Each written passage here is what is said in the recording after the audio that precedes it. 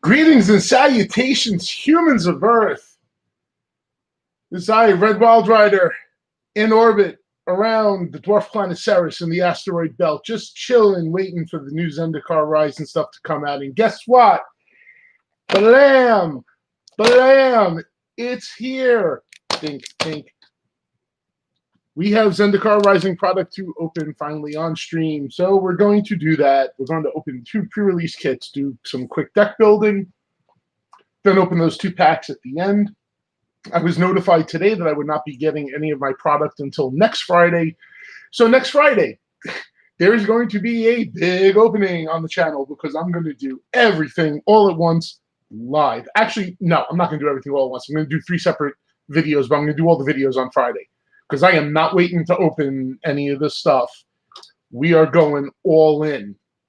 And one of my friends just contacted me. He thinks I should maybe open some boxes that he's getting. He's getting Russian Zendikar Rising. So perhaps we could do that. I am totally down for that. So if he's watching, yeah, we could do that. I saw that right before I went live. That was suggested on my Discord. And yeah, I think that'll happen. So let's first pack of Zendikar Rising. Let's get right to it. Oh, you are here. Okay. All right. Yeah. So I saw that, man. I'm down to do it, brother. Let's make it happen. All right. So we have our usual junk pre-release kit packaging. Let's see if there's anything fancy in here. Sometimes there is. They were doing some cute things in like Kaladesh and stuff. All right. Let's see what our promo card is. It is a Felidar Retreat. And if I recall from the set list, I think this is the only retreat in the set. And so it has landfall. You can either create a 2/2 cat beast creature token or put a +1/+1 counter on each creature you control, and those creatures gain vigilance. I am loving this for my Atraxa deck. I am really thinking about throwing this in there because that could be 2 +1/+1 counters on all my creatures on a fair number of my turns. That sounds pretty good to me. I don't know. But I'm glad I got a foil promo version of this one. So, yep, Felidar Retreat. And it's definitely a playable card, I think, in Limited here. So we have our 6 packs.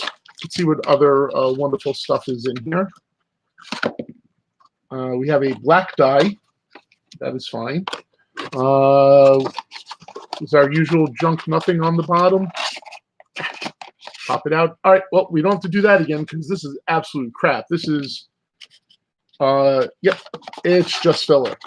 They used to do cool stuff, but the corporate overlords have said, no, you cannot do cool stuff. So what do we have over here? Okay, I got my arena card. I'm going to flash the second arena card because apparently you can only use one code per pre-release. So I'm going to keep that one for myself. And I'll flash the next one. This is interesting. There's a little insert that shows some of the weaponry, I guess, that the adventurers on Zendikar use. This is pretty nice. All right, I might read that later. This is one of the first times, definitely in the history of this channel, that I'm opening a pre-release kit on channel, and I've actually said, you know what, I'm going to read the little insert thing later because this actually, all right, it seems kind of interesting. But you're not here to listen to me rant about that. You are here to see me open packs and then try to build a deck. So let's get down to business. First pack. Do we have the pull tabs? No, we don't. Okay. It's funny because the 2 packs I got over there were from my LGS, and they both have the pull tabs, and these don't. Interesting. Anyway, so I'm just going to separate the cards. I'm not really right now going to make a big deal about the commons. We'll take a look at them later. I'm sure there's some interesting stuff here. But I'm doing my usual separation by color, and we'll take a look, see if there's anything interesting later on. But we will look at the uncommons and the rare. Counter spells. This is counter target non-creature spell. It's conditional. You have to be playing party. Not a huge fan of this card in sealed, limited, whatever. I don't think I'm a fan of this card, full stop. So, concerted defense, useless uncommon. Low mage is familiar. Adding mana always seems good. If we're going to have a lot of kicker spells, then we're definitely going with this guy. So this is a consideration. I'm gonna put this in a little pile up here. Well, I just flashed the rare and I saw it's all I know is it's a showcase. But we have Kazul's Fury. This is Fling, basically, but with the land on the back. And behind that was hilarious, the Felidar Retreat promo. So hopefully I can play white and play landfall and play double Felidar Retreat. That seems actually pretty decent. So that was our rare. And behind that is our full art land and a copy token, which is finally about time we have copy tokens. But this stuff I could kind of put over here where it's out of the way and nobody really cares. Okay, moving on to pack number 2. So that's great. So far, the only rare I've seen is a Felidar Retreat. Interesting. Okay, so once again, separating... and we got another showcase. Actually, I'm going to leave the Felidar Retreat up here. The rare should go up there. Kazandu Nectar Pot. Okay. Oh, it's the standard card that green gets with landfall. They name it something different every set, but whatever. Okay, Low Mage's Domination. If we're playing blue-black, this is the spell that we play because this lets us gain control of creatures. So... yeah, man, I'm getting all the cat cards, right? I'm getting all the cool Felidar Retreats.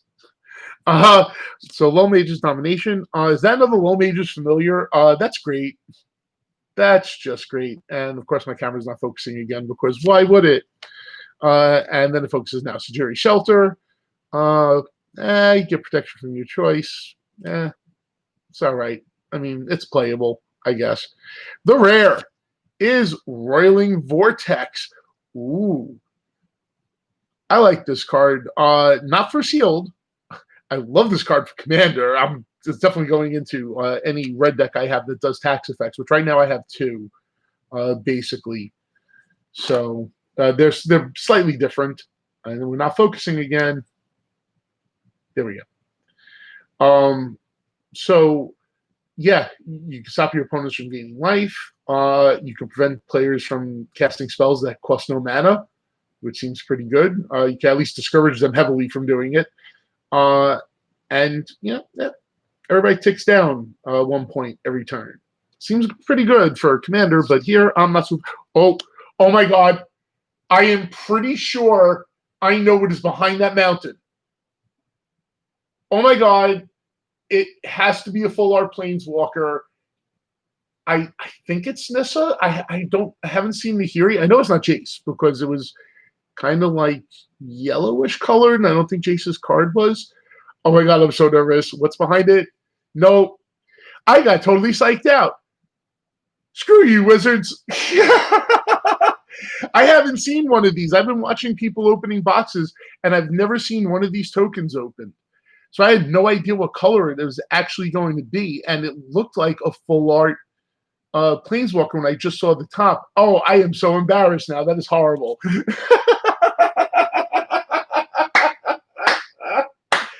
Oh, this is great. This is great. This is why I do it live, because I don't really care. It's fun. Anyway, I won't be fooled by that one again. That's for sure. So going through again here. We got all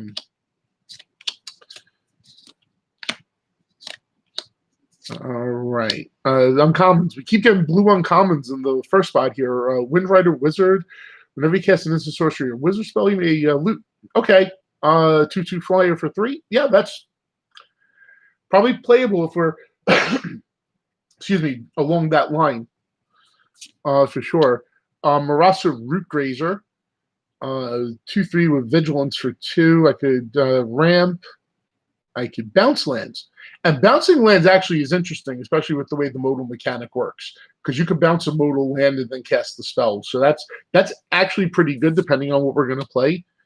Well, speaking of a land that a card that flips over into a land, this boring Bayin Veil, cute trick, but probably not going to play it. Although we can get the land, and the rare is Tajaru Paragon. Now we're in a very interesting position here. Because we have the 2 low mage guys that tap for mana, that ramp us.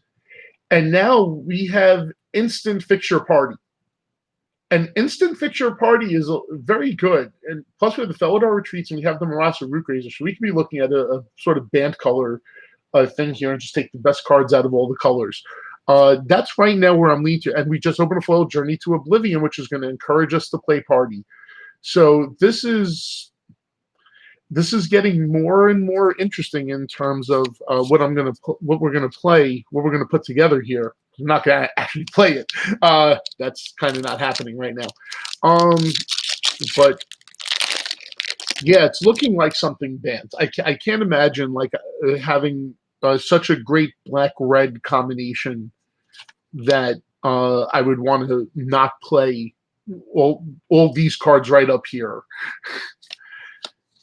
So we're probably going to be looking in that direction. We're probably going to be solid in green and then flirt with the other colors. Our first artifact, Disenchant.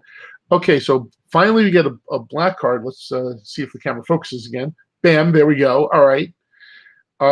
Sign of the Swarm. See, 3/3 flyer for 5. Whenever you gain life, put a +1/+1 counter on him. I guess if we go life gain, but I haven't seen anything so far that's encouraging me to do anything. But like I said, try to do something with the band colors and go that direction. We get Rockslide Sorcerer, which is instant sorcery wizard payoff. If we can manage that, that would be good, but I'm not expecting it at this point. Umara Wizard, another wizard payoff, which just gives him flying whenever you cast an instant sorcery or wizard spell, but he's a 4/3, so that's actually not bad. Pretty good payoff. The rare is Ornery Foods, and we're getting all white and green rares right now, so except for that, the Roiling Vortex. So again, we're looking at green, white, maybe splashing blue. But when it enters the battlefield, put a +1/+1 counter on target creature you control. When it attacks, put a +1/+1 counter on each attacking creature with a +1/+1 counter on it. You know I'm going to say Atraxa, so I'm just going to say Atraxa. But yeah, we're cool with that. That's completely playable. And look, I didn't get fooled this time. I have a feeling that these cards are not in the set boosters or in the collector's packs. I mean, obviously they're not going to be in the collector's packs because they're not going to make a foil card that you're supposed to write on. But I watched people open set boosters, and I hadn't seen any of these in the set boosters. So I think these are exclusive to draft boosters. That's actually pretty interesting because those might be in demand at some point, and there's not going to be a lot of them out there unless the bundle comes with a stack of them, which is entirely possible as well. Into the Royal. Okay, that's a good card.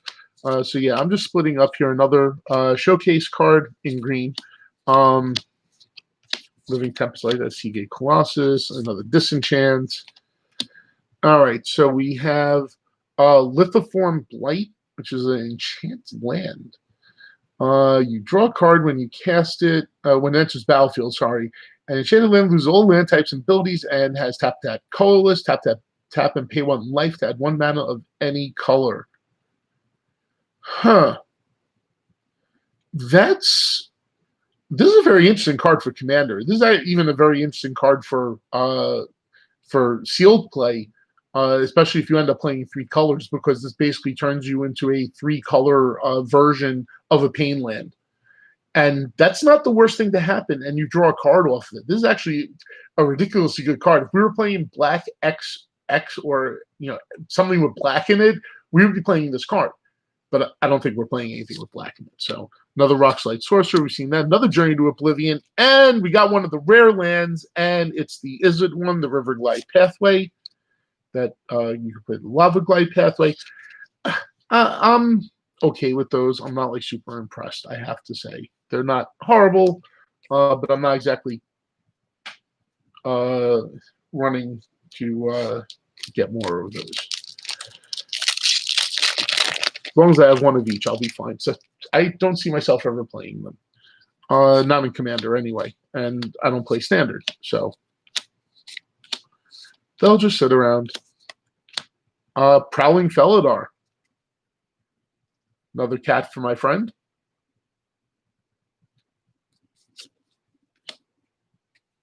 Yeah, so let's just get rid of that right now.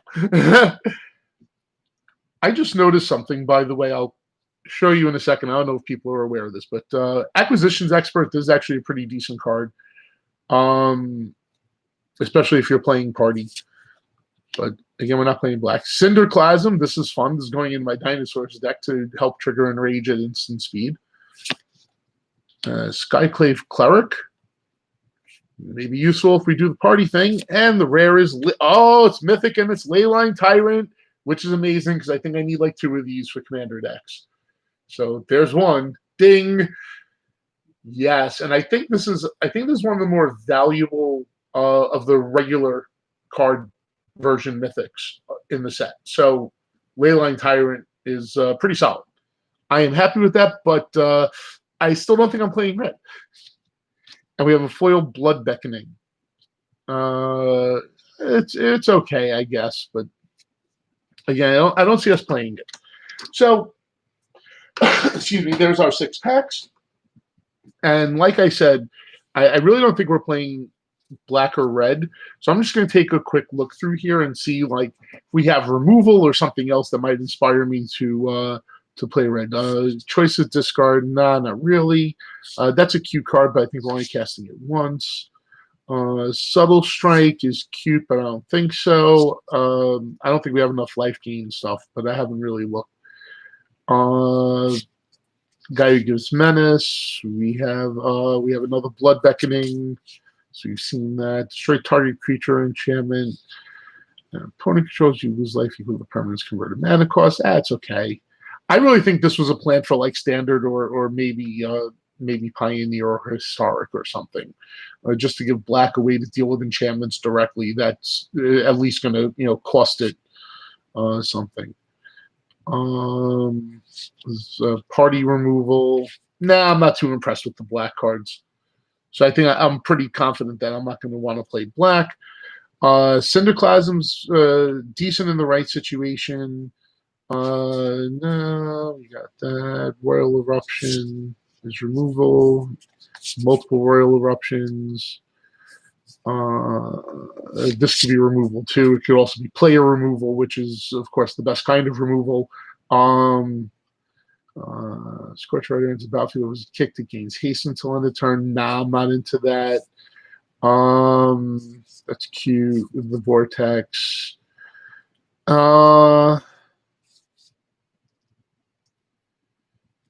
I don't know.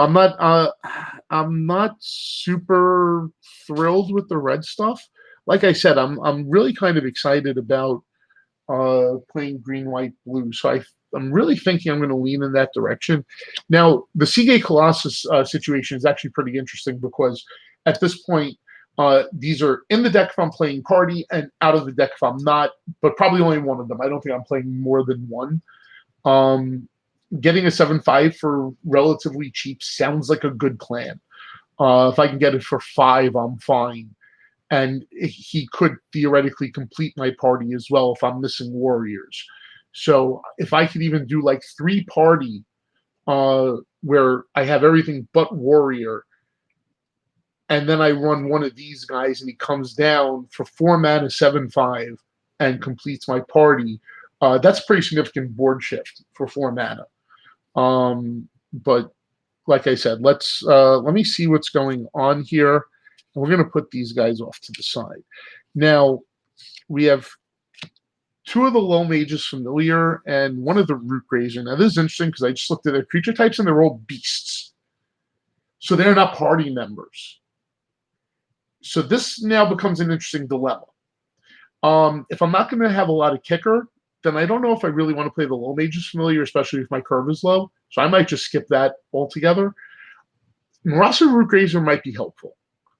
I'm not sure exactly how helpful it's going to be, but it's got a better shot of being in the deck than Low Mages Familiar at this point. And that's leaning me more into just green-white straight up. And if I could green-white straight up here, that's actually a lot better because then I could even splash red perhaps. And if I splash red, I have access to a couple of burn spells. And I think at least one of them was a good party payoff. So I'm going to see what I have in green and white first and see if I even need to have access to a full third color as opposed to anything else. So I'm going to pull out the creatures first here. See what I've got. Okay. So I've got 6 creatures. My curve is... Oops, the camera there. 2 2s, 2 3s, a 4, and a 5. No, 2 4s. Okay. My nails are kind of short, so I'm trying to avoid using them to snatch the cards. Okay. Not awful, not amazing, not awful. Kabira Outrider gets, when it enters the battlefield, +1/+1 until end of turn for each creature in your party, and it's a warrior. Prowling Felidar is not a party member, but that gets huge. So we might get him in there for sure. I hope I have a lot of creatures in green because 6 creatures in white is not nearly enough. That can make a creature, but we'll come back to that.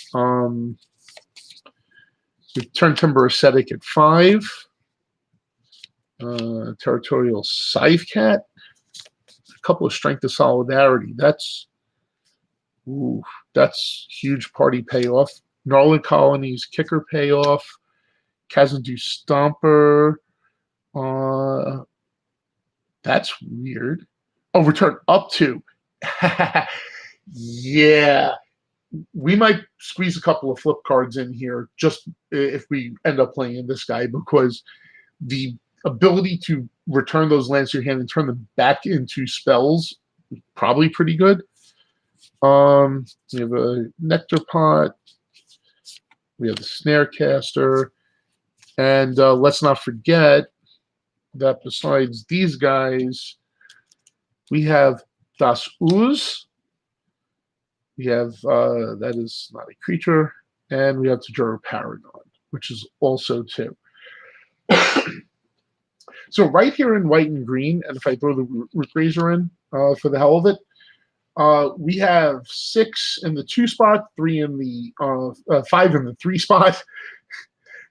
2. That's actually a pretty decent curve. Now, if our non-creature stuff works out with this, which includes our 2 Felidar retreats, we might actually be cooking with just 2 colors, which is not super common for a sealed deck. Most sealed decks end up being 3 color of some sort. So we have our Felidar retreat, both of them. We have Journey to Oblivion.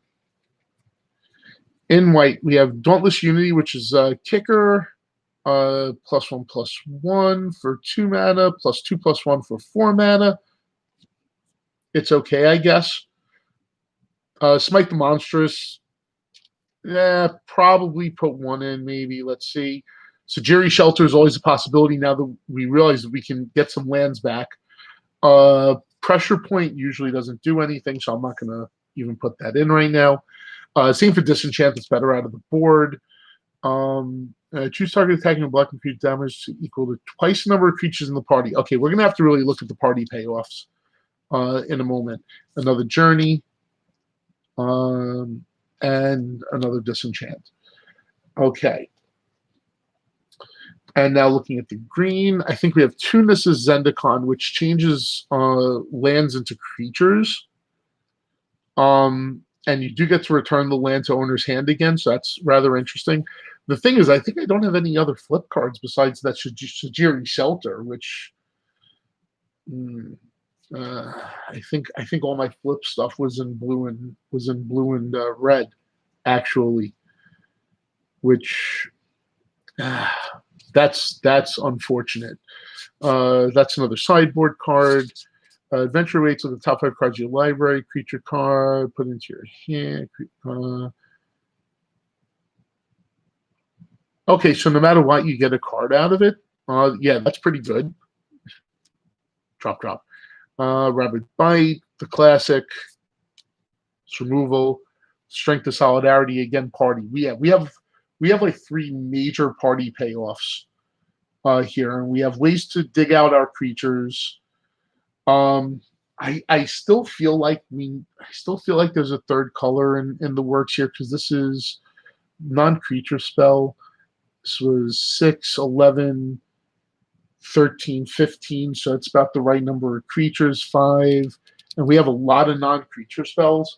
Let's see what's going on with the party stuff. Let's make sure that we can actually build a party before we fully commit to this. The party payoffs are pretty strong, but if we have to go into a third color, it becomes a lot weaker. So Tajuro Paragon is party in a box. So we're fine there. We've got 2 clerics. I'm feeling less good because this was Beast, Insect, Beast over here. No good. Rogue, no good. Wizard, cleric. Okay, so we're going to get some clerics. And we got a warrior. That would go along with Yesige Colossus. But Prowling Fellow is Cat Beast. That's not helpful. We have a giant cleric. And another beast. I am not a fan of the party mechanic in sealed. If this is what you're going to get in 2 colors, we really would have to go to a third color. We need rogues and wizards. And I guess you want to know something? Now that I'm thinking about it, the way this is kind of breaking down, I get the feeling that this is why the mechanic is what it is, because you need to do a third color to really get access to a lot of stuff. I can't imagine that white would have very many rogues, but it would have, wizards, clerics, and warriors, and probably not going to get a lot of wizards in green. So it forces you to play the third color, and I think here, if we're going to take advantage of the party payoffs, and I think they might be large, let's see how many of these types we have outside of that, because remember, Tajuro Paragon could sort of fit any of these roles, so it's a wild card. But let's see what we have. We have Wizard. If it's not one of those, I don't care. We have a Wizard, and he's a land. We have another Wizard. We have another Wizard. We have another Wizard. Could we have gotten a Rogue at all in any of this? No. Of course we did not get a Rogue in any of this. Thankfully, we have Tajuro Paragon, because that would actually save us in this. At this point,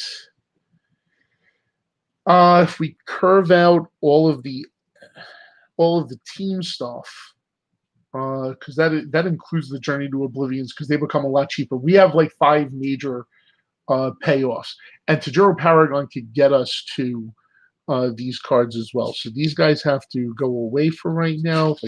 All right, there we go. So let's see what happens when I start inserting the blue cards. Let's get the other cards up here first. So that's 5, 3, another couple of 2s, another 3, another 3, and a 4 and a 7, and adding blue for this stuff gives us another there. This guy, we're going to hold that guy down there so I can see better what he does, because I know what the rest of these guys does, and we have 2 of these guys. Just set my headphones. Okay, so we have double Expedition Diviner, which is a 3/2 flyer. As long as you control another wizard, it lets you draw a card when it dies.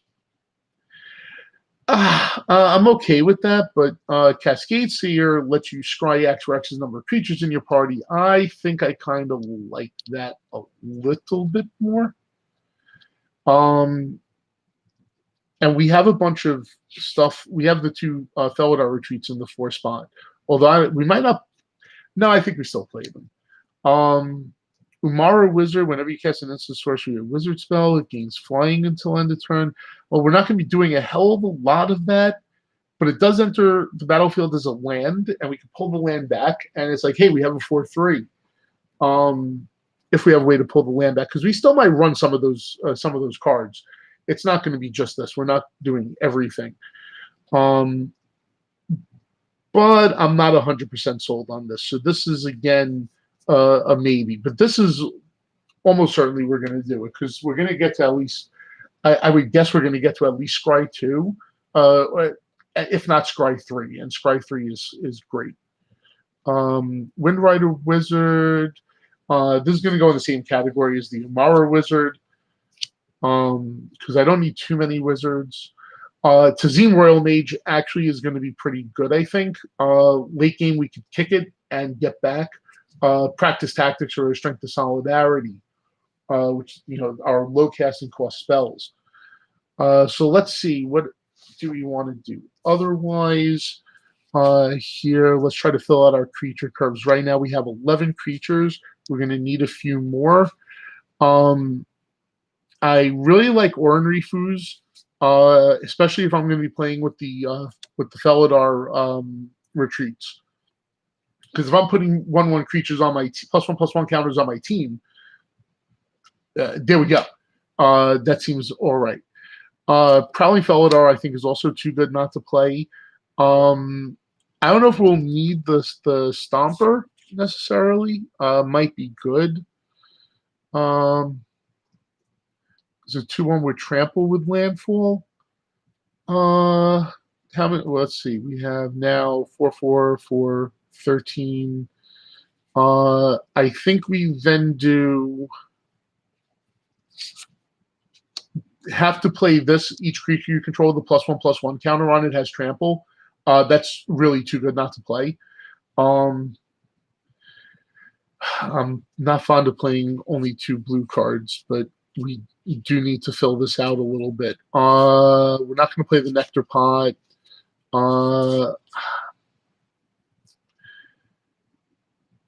It's target basic land. Oh, that's I totally didn't read that, and that makes this card instantly significantly worse. So yeah, we're going to scoop up all those cards that were down there and just throw them out, and we're also going to put that away, and probably play that guy as creature number 15. My team is going to get very big in a hurry. And I think that's what we needed to do.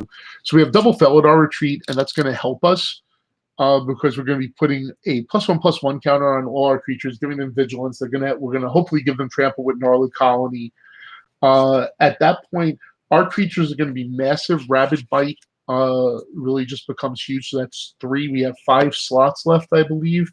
And I have 5 cards here that all play into the party, giving +1/+1 counters, dealing damage to an attacking or blocking creature. This is going to be dealing 4 or 6 a lot of the time for us, I believe. And Double Journey to Oblivion, which is going to basically cost 3 for an Oblivion Ring. And it's non-land permanent, deals with a lot of crazy stuff. This is probably like the easiest time I've ever had building one of these decks. Once I realized that we should be trying to maximize the party aspect of things, there's no reason why this is not the build. I can't see any reason to play anything else here. All right. So that is pre-release pack number 1. Now let me just slap everything into a giant messy pile, and we'll do pack number 2. So far, so good. I got to be careful here. Let's not open the Felidar Retreat. We'll just put that back over there. Thank you very much. Okay. Just scooping up the cards.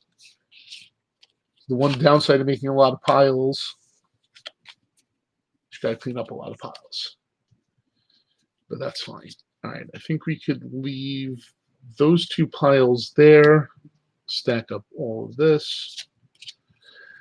All righty, so now onto pre-release kit.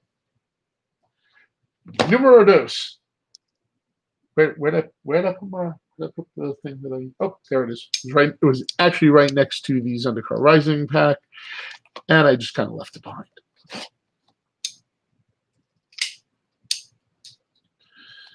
And let's pop this open and see what magical stuff awaits for us inside.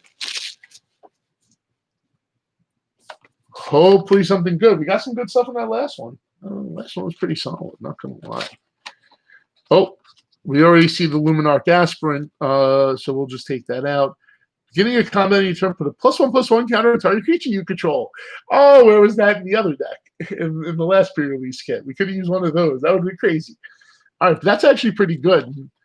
Maybe we're steering in that direction one more time.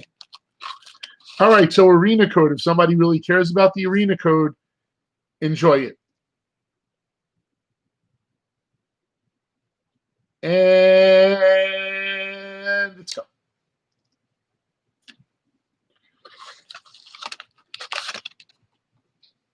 That's just garbage.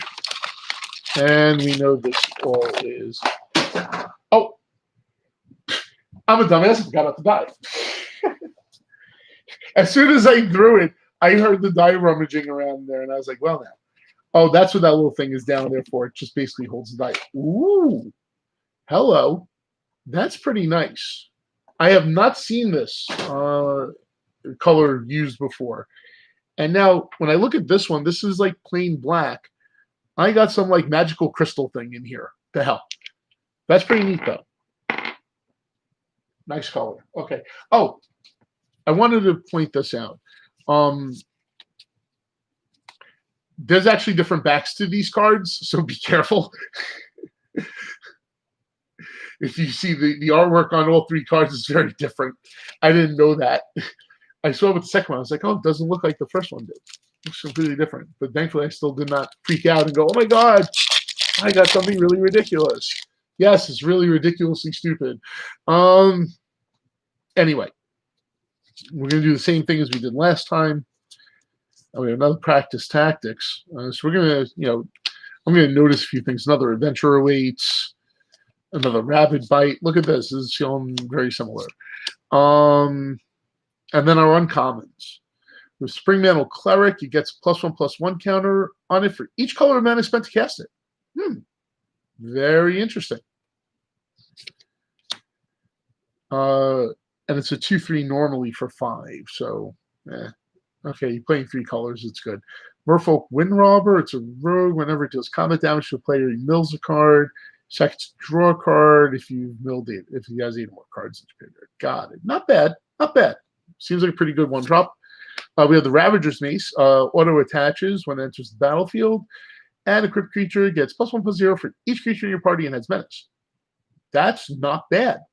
That is not bad. What is our rare and or mythic? It is a mythic, Emeria's Call.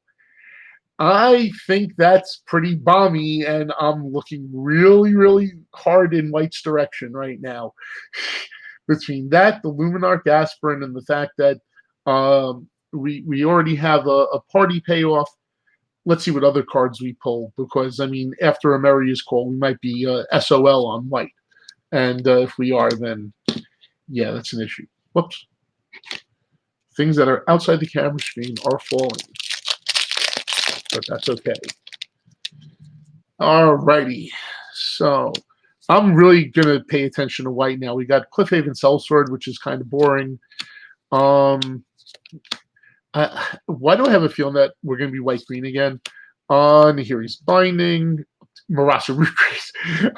This guy again. Hello. Acquisitions Expert. Blackbloom Rogue. Which is a 2/3 with menace for 3. It has +3/+0 as long as you meet the mill condition of 8 cards.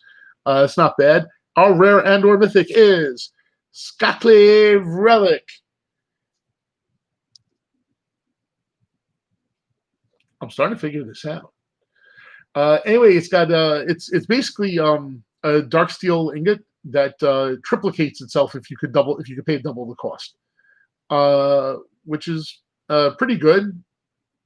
But if we're not playing 3 colors, I think we're not playing it. I think it might be a foil here. This feels kind of thick. Yeah, it's a foil, and it's a foil uncommon, and it's a foil white uncommon. It is Pair Tactician, which is whenever at least one of the warrior attack. We keep getting these payoffs. Oof. Land goes over there. That almost came right back at me. I got enough of these cards. Am I supposed to have a magic card back at the back of this? Now I'm really curious. Tazim Raptor, when it's battlefield, you may return a land you control to its owner's hand. 2/2 flyer for 3. That seems pretty interesting in a white/X deck, whatever we decide to do here. Broken Wings, that's crappy. Stair Supplies. All right, Shepherd of Heroes. You gain 2 life for each creature in your party. That's cute if we're ever going to have a party. We might. Let's see. Yeah, I think there's a foil or something in the back there, and that's why I have a regular card back. Excuse me. Vestwood Surge. Oh, this is search your library for. Ooh, hello there. Search your library for up to 2 basic land cards. Put them on the battlefield. Tap them, shuffle your library. If it's kick, you get 2+1/+1 counters on each creature you control. I wish I got to 8 mana in Atraxa to play this, but actually, I might. I still haven't got an Astral Cornucopia down in the game with it yet, so we're gonna find out very soon how well that works out. But Vestwood Surge, not bad. You can play that in green. Relic Golem, which is the relic card for the mill deck.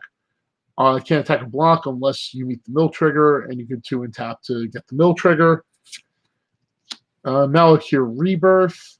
Choose target creature. You lose 2 life until end of turn. When he dies, it comes to the battlefield tapped under its own control. That's actually a cute card for black. We might end up going white-black. That's a very strong possibility, depending on what this card is. What is the rare and or mythic? It is Maddening Cacophony. Oh, this is the spell that turns into a Traumatize.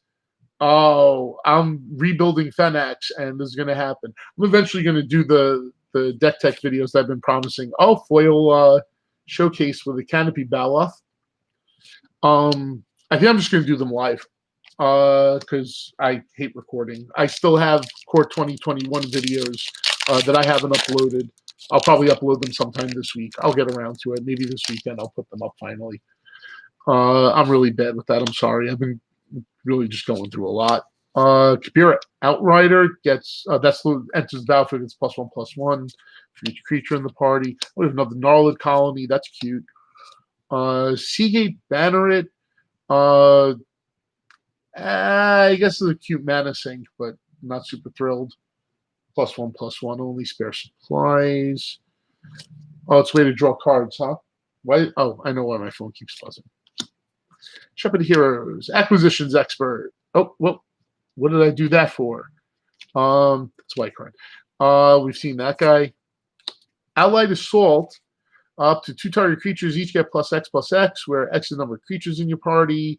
Yeah, again, we're getting the party pull again.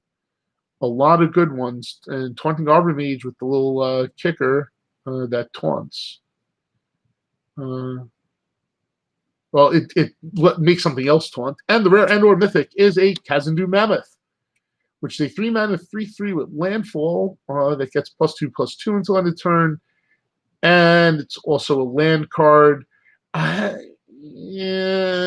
Oh, wait. Focus. Right. Why are we not focusing?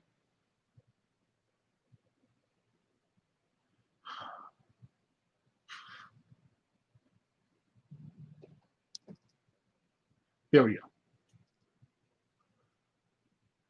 go. Cameras. So yeah, I mean, this seems not quite great. I mean, we're probably never going to play it as a land. It's not bad.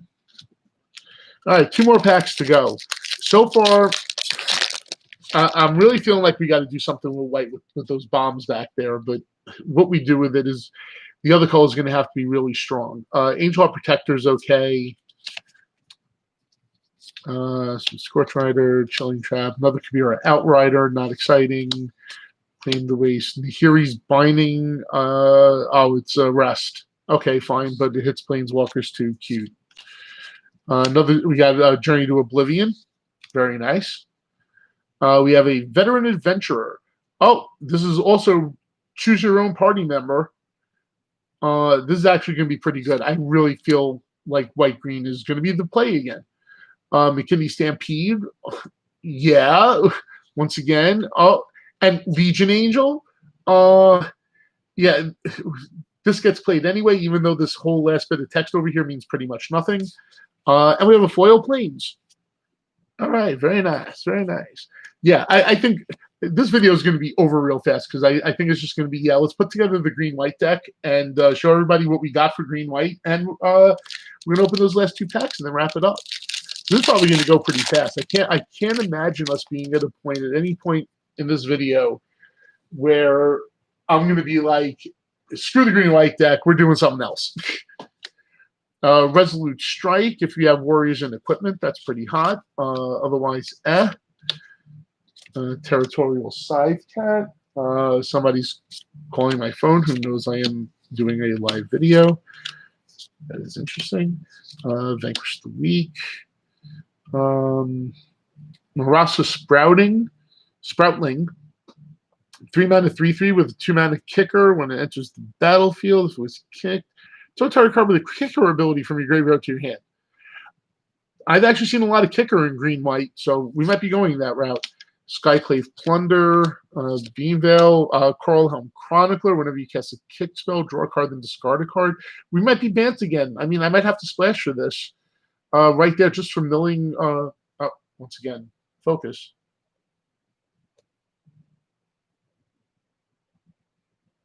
Focus, camera. Anyway, yeah, you get to look at the top 5 cards of your library when it enters the battlefield. There we go.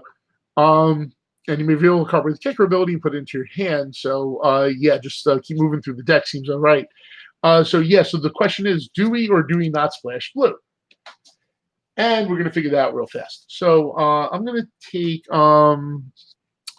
Skyclave Sentinel. Actually, I should have looked at this closely because this might actually be pretty good for us. We do have kicker. So we do have kicker stuff. And it's still a 2/3 with flying, even though it's defender. So it's all right.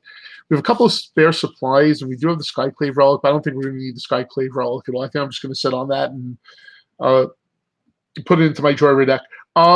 So spare supplies. I guess if we need card draw, we could do that. But I mean, we're going to be playing that guy. So let's put that up there. We'll try to fit that in. Let's yank out the black and the red. I'm not even going to look at it. I really don't even care. We didn't pull anything in black and red that was any sort of spicy. No rares or anything like that. So I think that's pretty much out. Like I said, I think the question at this point is, do we or do we not run blue? And let's find out. Let's mana curve out our creatures. So I'm going to mana curve without the kicker because as far as I'm concerned, kicker is just a plus. We do have to look for party synergy as well. So that's a thing because we do have pick your own party member guy over there. Doesn't do mammoth. These were all creatures, right? That's another 3 mana. That's another 3 mana. That's not a creature. That is 2. That's 4. No. That's 3. It's that guy. Okay. And those are not. Okay. And now in white, what do we have creature-wise? We have Dorky Outrider, Protector, Shepherd of Heroes, Seagate Banneret, which costs 1. Another Outrider, another Shepherd, Raptor, Paired Tactician, which we need warriors for. Hey, he's a warrior. And that was it for that. Excuse me. Plus, we also have Legion Angel, which definitely makes the cut. Amarius Call is going to make us creatures, so that's an automatic. And we have bounce ability. Oh, wait, because we have that guy too. And we do have the Luminarch Aspirant as well. So, wow, we have a lot of creatures to cut and a lot of synergy to look at. We're going to have 15 creatures, and if we're going to be playing a lot of party stuff, we kind of want to be evenly split down the parties to try to make sure that we get enough party members. So I think the first thing I'm going to do is I'm going to look at my party members and see which party members I want to keep around to cover each base. Because we have to cover all the bases, and we do have the one guy who does all the bases. So let's see how we're sorting out. We've got a bunch of warriors, but I have no equipment, so that doesn't help. That is not. That's a cleric. That is not. That's a wizard. Green has wizards. Hey. Oh, right. Green. I think green has a little bit of everything. think that's what they said about green. That is nothing. That is not a thing. That's another warrior. That is not a thing. That's a warrior. They're warriors. He's nothing. We're running into trouble. All of our clerics are on the top end, except for those two guys. We're missing wizards and rogues. And we only have one choose your own guy. So this presents us with an interesting dilemma. Once again, is the party pull strong enough to justify not just going green-white? And again, this is, one of the things we were thinking, because here we have landfall, we have kicker, which are both pretty good. So let's see, for our I'm going to put that there. For our non-party stuff, we have landfall. I'm counting Kazadu Stomper as landfall because he's going to help us trigger landfall, and he's going to help bring any cards we play that are lands back. So he's a landfall. Landfall.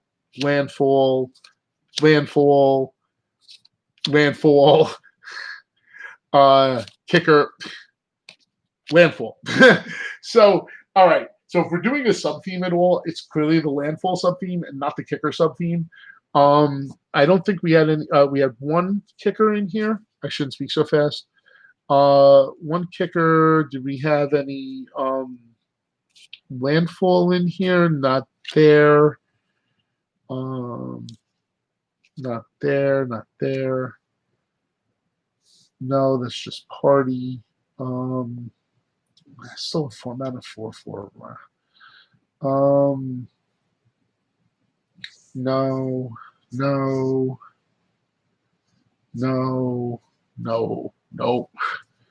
Okay, yeah. So we have a couple of landfall in this. Sorry, we have one kicker. We have no landfall. So if we go with the kicker theme, you know what? Let's see. Once again, let's just look at party in blue. We have the Coralhelm Chronicler, which is definitely a kicker card. Cunning Geyser Mage, return up to one other target creature to its owner's hand if it was kicked. It's kind of a nothing. Can't be blocked. This ability costs one less. This is just party synergy, which is fine because we would need rogues anyway. Another Geyser Mage. Yeah, we're not going to use that. It's a cleric. We certainly don't need any clerics. So goodbye. It's another rogue. Expedition Diviner. That's the wizard payoff, which I don't think we're going to pull off here. Wind Robber. I don't think it's going to be good enough, and first turn blue would not be happening here. So we're not going to play 5 blue cards, I think. So it's either you play the wizard with the kicker or you play the rogue that gives you value. We're already playing wizards, but we're also in a very odd position here because we have a lot more cards to actually play than we're going to actually play, and we really only have two of the 4 party tribes covered in our creatures. So let's do the party curve. Let's forget. I'm going to forget about blue. Blue is going to be completely non-issue. Forget it. Like what did I say before? I said this is going to end up just being green-white. And I'm, going to look at the blue, but ultimately, what happened to the blue? Where is it? It's gone. Poof. So anyway, let's get all these non-creature type guys out of here. So if we get the Arbor Mage, it's just going to be a bonus. It's not really going to do anything for us. We have all these expensive clerics, so we're mostly just playing with warriors. As far as I'm concerned, this isn't a party deck anymore. This is just going to be let's get some good stuff. So we're going to pull stuff based on is it good stuff or not. And I have a feeling Angel Heart Protector is going to be the first thing to die to that culling. Kabira Outrider is at least coming in as a 4/4 for 4, which isn't bad. Angel Protector doesn't have flash, and that's a huge minus. So that's out. Legion Angel has to be played 4/4 flyer for 4/3 flyer for 4. The 3/4 flyers are going to get played. Spring Metal Cleric is at best going to be 4/5 for 4 with no evasion. And like I said, we're not really actively partying this time, so ha ha ha. So Marasa Brute, 3/3 for 3, may as well, unless we find something better. So this guy could come out. Pair Tactician, we seem to have a fair amount of warriors, and we are going to attack with them, so that's fine.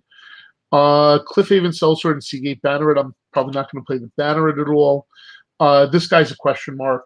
Let's see. I think ultimately, let's look at our other cards. The landfall triggers are going to be important because of Ameria's Call. Having all this land manipulation is going to allow us to play Ameria's Call as a land early in the game, even if we have to pay life to be on curve, because we have a way of bouncing that land back. So we're going to be playing. I mean, yeah, the Root Razor doesn't do it, but I'm pretty sure that that 6-mana guy does it. The Stomper.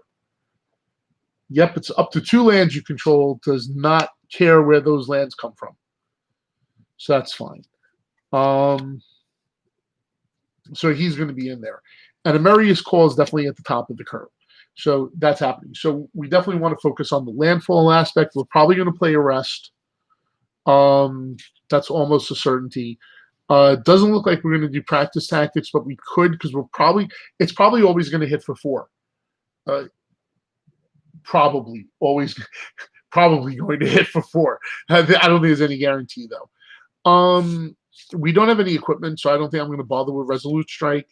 McKinney Stampede's another fun card to play if we're going to be bouncing lands, because if those are the 2 lands that we bounce with the Stomper, I mean, I'm perfectly okay with that. Journey to Oblivion still sees play, but I'm going to consider it a 4-drop at this point. We have a second Nahiri's Binding. That's absolutely incredible. Allied Assault, I don't know. We have another Rabbit Bite, which probably be good. We have just one Adventure Awaits. We probably want to play Reclaim the Wastes, so we can search for basic lands and get them to keep making land drops. Scale the Heights is kind of interesting, but it depends on which way we go with the landfall. So again, that's another landfall bonus. So one sec. I want to put these 2 Nahiri's Bindings down here as well, because we're definitely playing. And McKinney Stampede's another landfall, so it's going to go in the landfall pile. And Rabbit Bite, we're just going to play because that's good.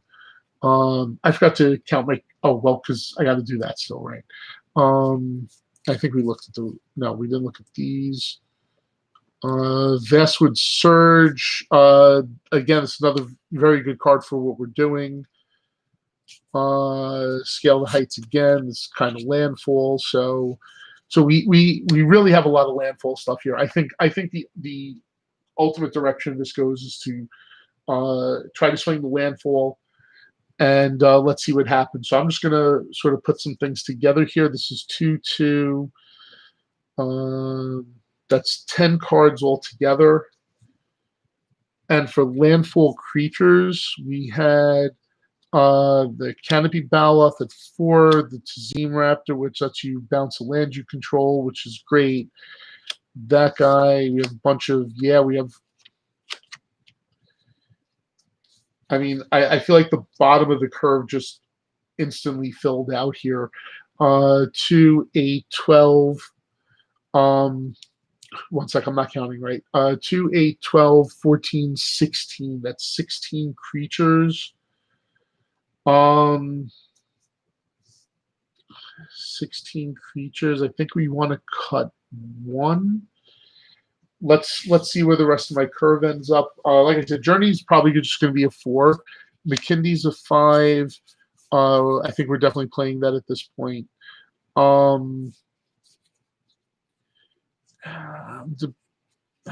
think we really need to play the Nahiri's Bindings. We're not going to play those cards at all.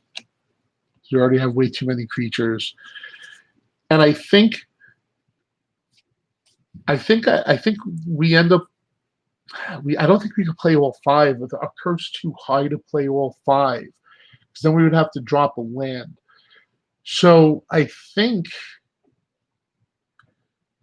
I end up cutting one of the shepherds and just trying to get up to 6.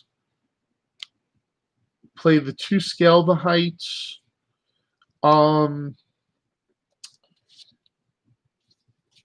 Probably play the Rabid Bite and the Vastwood Surge and forget about the Reclaim the Waste. It seems like it might be a good idea to thin the library here, which is my only real debate about this now. How much do I want to thin? 2, 8, 12, 13, 14, 15, 16, 17, 18, 19, 20, 21, 22, 23, 24. I'm already at 24. Yeah, I think no. 1 second. What am I doing? Better idea. Dink dink. You guys can stay. Ugh, you're flying. You guys, Kabira Outriders are not flying. That was almost a huge mistake. Okay, always play the evasion creatures. So let's please not forget that. So we have now, let's final count 2, 8, 10, 12, 14, 15, 16, 17, 18, 19, 20, 21, 22, 23. Without Reclaim the Wastes. The more I'm thinking about it, though, I think we're Reclaim the Waste. We can actually get away with only playing 16 lands. We are playing Ameria's Call and the Kindi Stampede, so we are planning on playing either one of those or both as lands. We're not planning on playing Khazad-dû Mammoth as a land. So I think we can actually, in this case, go to 16 lands. Our high end of the curve is not really super crazy high. And there's only 1 card at that point. But let me slide that up there so you can see all the cards that are down there. So I think this is the deck I end up playing, including Ameria's Call. I think ultimately the deck has enough resources to make it through Ameria's Call and to play it as a land, bounce it back to hand, and then cast it. Or you could just hold on and just Vastwood Surge, and even better. I think this is the deck I would go with. I mean, if anybody has any comments about any of this, feel free to let me know what you think about these 2 decks I just slammed together out of nowhere, just opening these packs and doing it within the span of an hour, pretty much. So so now I'm going to clean up all this now that we're done, because we're going to have this is all I actually just want to get that. Just because I might later on actually want to look at the deck list and sort of write it out and stuff. But yeah, it's time to clean things up. I'm gonna just a little bit here, because we only have 2 packs to open. It's not like it's huge to do, but I do want to at least have a few things out of the way first, and sort of slightly, moderately, maybe-ish organized, kind of. Maybe. Oh, see, I just got everything into 1 pile. Slam. Bam. Bing. Done. Okay, 2 packs. Let's bang them out and let's go home. Oh, wait, I'm already home. You guys. Oh, yep, we got packs from the Japanese printer. Tokens in the front, which means the rare is also in the front, which means Magic comes early. Quite literally. What do we have? We have a Master of Winds. So enters the battlefield, draw 2, and then discard 1. Whenever you cast instant sorcery or wizard, you could switchy the power and toughness. Blah. Okay. Whatevs. And pack number 2.